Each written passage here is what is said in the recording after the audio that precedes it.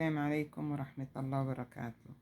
يا بنات، طلعوا زكاة لوجه الله تكسبوا الأجر. لكم أجر كبير عند الله. كل اللي عندها أي مبلغ تطلع منه إن شاء الله، تطلع 1000 2000 3، كل اللي تقدر على أي شيء تساعد الأيتام، تساعد الغلابة، تساعد أي أحد. لأن ربنا سبحانه وتعالى لما تساعدي أخوك المسلم وأختك المسلمة، فربي إن شاء الله يكسبكم مبلغ كبير في الدنيا وفي الآخرة. تكسبوا الأجر، تكسبوا محبة الله، تكسبوا الرزق، تكسبوا الصحة. فلا تستخسروا في الأيتام.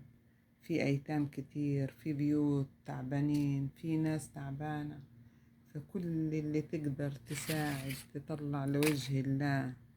إن شاء الله تطلعي ريالين 3 ريال، طلع 2 جنيه 3 جنيه، هذا تكسبي أجر كبير عند الله.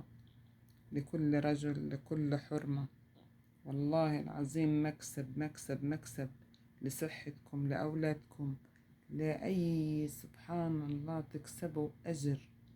يعني ربي يرزقكم ويوسع عليكم بالمبالغ، بالصحة، بالرزق. سبحان الله، تكسبوا كل شيء طيب من عند الله مع الزكاة. طلعوا الزكاة ولا تبخلوا، ولا تمسكوا على يدكم، افردوها وطلعوا. كل ما تقدر تمشي في شارع يا أخويا المسلم ولا يا أختي المسلمة، تعطي الناس، ما تستخسروا. موية تأكلوا بسس، تعطوا للغلابة، توزعوا أي شيء، ملابسكم القديمة، والله ربي يفتحها عليكم ويرزقكم ويوسع عليكم دنيا وآخرة. الله يا ربي يعطينا الصحة والرزق والمال كل شيء طيب في هذه الحياة. وشكرا لكم.